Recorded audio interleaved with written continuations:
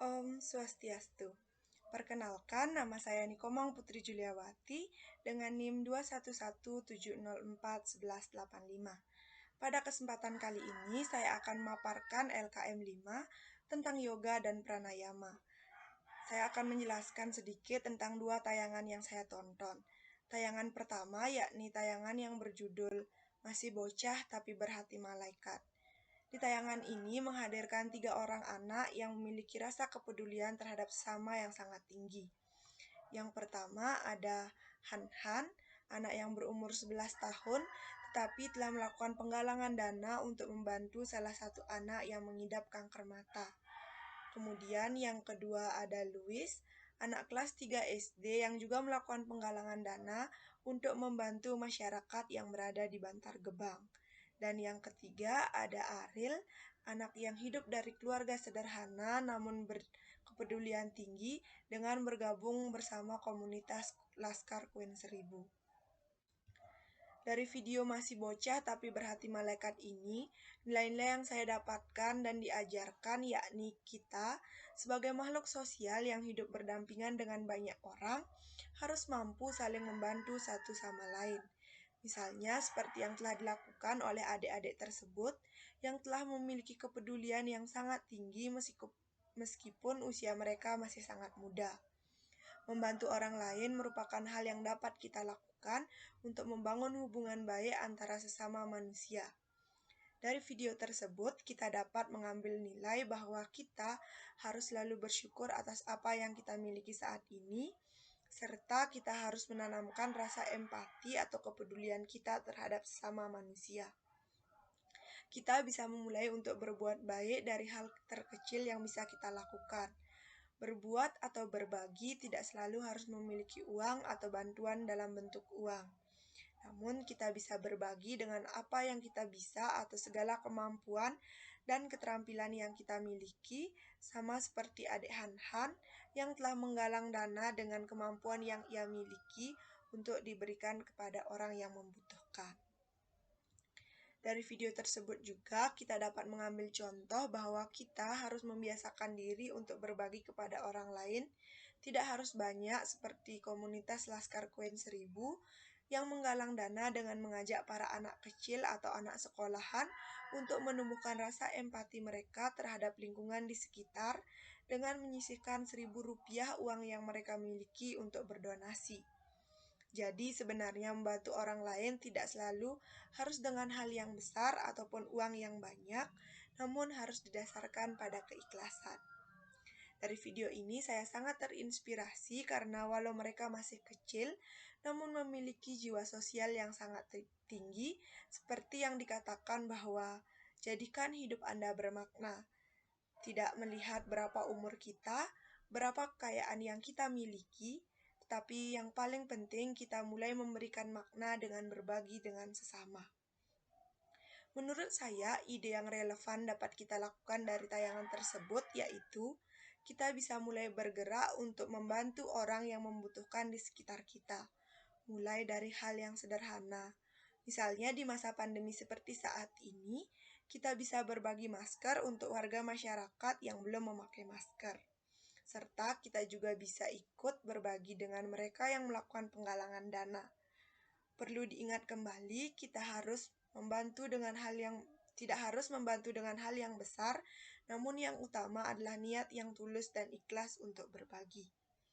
Kemudian tayangan kedua berjudul 15 menit pranayama. Di sini diajarkan teknik-teknik yang digunakan dalam pranayama. Pranayama sendiri merupakan latihan yang digunakan untuk mengatur pernapasan. Pranayama berasal dari bahasa Sanskerta yang terdiri dari dua kata yakni prana yang berarti energi kehidupan serta yama yang berarti kontrol. Dalam melaksanakan pranayama, kita dapat melakukannya dengan mencari posisi duduk yang nyaman. Kita bisa duduk dengan bersila serta menjaga posisi kepala, leher, dan punggung tetap lurus. Dengan tangan yang diletakkan di atas lutut serta mata tertutup. Dan ketika melakukan pranayama, fokuskanlah pikiran dengan apa tujuan Anda melakukan pranayama tersebut. Dalam pranayama, teknik yang pertama diajarkan yakni pernapasan dalam yoga. Teknik pernapasan dalam yoga ini terdiri dari 3 tahapan. Yang pertama adalah teknik pernapasan yang difokuskan pada daerah perut. Teknik ini dilakukan dengan meletakkan tangan kanan di perut dan saat menarik nafas, rasakan gerakan perut Anda terangkat, kemudian tarik nafas dan hembuskan secara berulang. Kemudian teknik yang kedua yaitu teknik yang sepenuhnya difokuskan pada area perut dan dada. Teknik ini dilakukan dengan meletakkan kembali tangan di bagian perut kanan. Saat menarik nafas, rasakan perut Anda yang terangkat dan dada yang melebar, kemudian buang nafas secara perlahan. Lakukanlah gerakan ini berulang kali. Kemudian teknik yang ketiga yaitu teknik yang difokuskan pada daerah perut, kemudian dada dan bahu. Teknik ini juga dilakukan dengan meletakkan tangan kanan di perut. Ketika menarik nafas, angkat perut, kemudian dada dan bahu. Sedangkan saat menghembuskan nafas, kendurkan bahu, baru dada dan perut. Ulangi juga gerakan ini selama beberapa kali. Manfaat dari melakukan pernapasan dalam yoga yakni yang pertama untuk meningkatkan suplai oksigen ke dalam tubuh, yang kedua melepaskan ketegangan otot, yang ketiga menyeimbangkan pikiran, tubuh, dan nafas, yang keempat mencegah stres, dan yang kelima mempersiapkan diri untuk berbagai latihan pranayama lainnya dan untuk meditasi yang lebih dalam. Kemudian yang kedua ada Bhastrika Pranayama. Ini merupakan teknik pranayama yang dilakukan dengan mengatur nafas sambil menaikkan dan menurunkan tangan secara berulang kali, diikuti dengan menarik nafas dalam-dalam.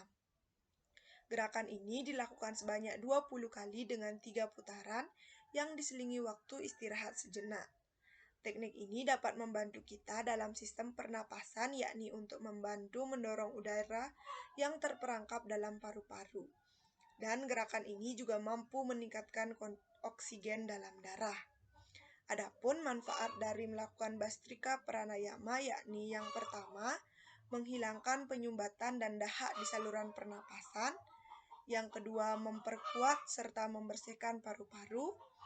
Yang ketiga, menyebarkan detoksifikasi tubuh dengan menghilangkan kotoran dalam darah. Yang keempat, meningkatkan imunitas tubuh. Yang kelima, memperkuat otot perut, membakar lemak perut dan mengencangkan pinggang. Serta yang terakhir, memberi energi dan merevitalisasi tubuh serta pikiran. Kemudian yang ketiga ada Anuloma Viloma Pranayama. Ini merupakan salah satu teknik pranayama atau teknik pernapasan terkontrol yang dilakukan dengan cara menutup salah satu hidung saat bernapas dan hidung satunya untuk membuang nafas. Teknik ini dilakukan dengan menarik nafas, kemudian tahan lalu hembuskan. Lakukan teknik ini berulang kali dan hidung yang ditutup bergantian. Adapun manfaat dari melakukan Anuloma Viloma Pranayama ini yaitu yang pertama, membersihkan dan memurnikan pembuluh darah, saraf, serta saluran energi di tubuh. Yang kedua, meningkatkan konsentrasi dan memori. Yang ketiga, mengurangi sleep apnea sindrom dan mendengkur. Yang keempat, membantu menyembuhkan sakit kepala, migrain, masalah syaraf, penyumbatan jantung, serta masalah lambung, dan menyeimbangkan pikiran, tubuh, serta nafas. Baik, sekian yang dapat saya sampaikan.